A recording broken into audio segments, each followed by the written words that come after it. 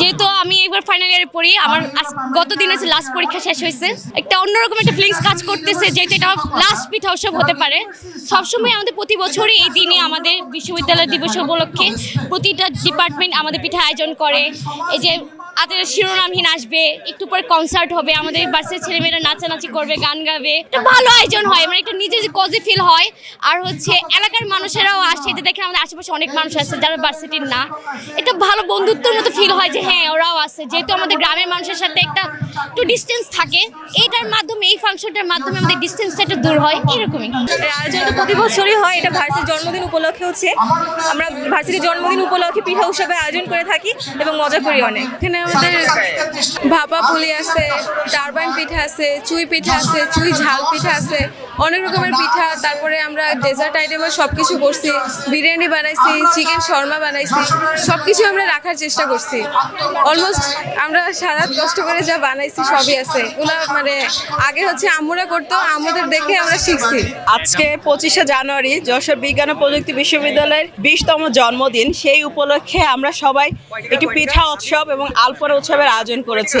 আমাদের ইউনিভার্সিটির মোট 28টা ডিপার্টমেন্ট, যারা সব ফার্স্ট ইয়ার টু মাস্টার্স পর্যন্ত সব স্টুডেন্টরা মিলে এই প্রোগ্রামটা শুরু করেছে। তারা গত 3-4 দিন রাত এক করে পরিশ্রম করে তারা এই যে নিজেদের হাতে পিঠা তৈরি করেছে, স্টল তৈরি করেছে এবং পথ আলপনা এঁকেছে। প্রত্যেকটা স্টুডেন্টের জন্য অক্লান্ত পরিশ্রম করেছে এবং সবাই এত সুন্দরভাবে তাদের সর্বোচ্চ পরিমাণ চেষ্টা দিয়ে সুন্দর সুন্দর পিঠা, মুখরোচক পিঠা তৈরি করেছে। এই অনুষ্ঠানটি আসলে আমাদের ছাত্রছাত্রীদের মধ্যে প্রাণের সঞ্চার করে এবং আপনি দেখতে পাচ্ছেন যে ছাত্রছাত্রী এবং প্রত্যেক শিক্ষক বৃন্দের মধ্যেও একটা প্রাণের সঞ্চয় এখানে হয় এবং অভূতপূর্ব সাড়া পাওয়া যায় এই অনুষ্ঠানে। এই দিবসটাকে আমরা আসলে সিনিয়র জুনিয়র মিলে আপনার পিঠা উৎসব পালন করা হয়, পিঠা বানানো হয়, তারপর স্টল সাজানো হয়, আলপনায় রাত জেগে রং করা হয়। এখানে আমাদের আমাদের বন্ডিংটা অনেক স্ট্রং হয় এবং আমাদের মধ্যে আন্ডারস্ট্যান্ডিংটা অনেক ভালো হয়। আমাদের বিশ্ববিদ্যালয় 25শে জানুয়ারি থেকে শুরু হয়েছিল। এই দিনে আমাদের বিশ্ববিদ্যালয়ের জন্মদিন উপলক্ষে প্রতি বছর পিঠা উৎসবের আয়োজন করা হয়, যেটা হচ্ছে আমাদের বাঙালিদের ঐতিহ্য। এবং আমাদের যে আলপনা আছে, বিশ্ববিদ্যালয়কে বিভিন্ন সাজে সজ্জিত করা হয়। তারপর আমাদের ভিতরকার যে সিনিয়র জুনিয়র যে বন্ডিং, এটা ডেভেলপ করা হয়। এছাড়া বিশ্ববিদ্যালয়ে বিভিন্ন সাংস্কৃতিক অনুষ্ঠান করা হয়। সন্ধ্যার দিকে আমাদের অনুষ্ঠান হবে, পিঠা উৎসব হয়, যেটা বাঙালির ঐতিহ্যকে বৃদ্ধি করে। বাংলাদেশের এখন একটি শীর্ষস্থানীয় বিশ্ববিদ্যালয়ে সম্মান লাভ করেছে।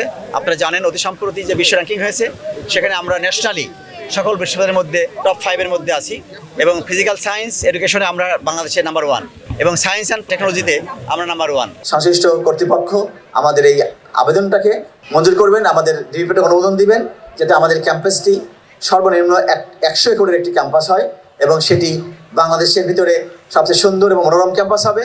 এবং আমাদের আশা হলো যে পশ্চিমারা যেন বলে যশোর হলো বাংলাদেশের MIT, যশোর বিজ্ঞান প্রযুক্তি বিশ্ববিদ্যালয় হলো বাংলাদেশের IIT।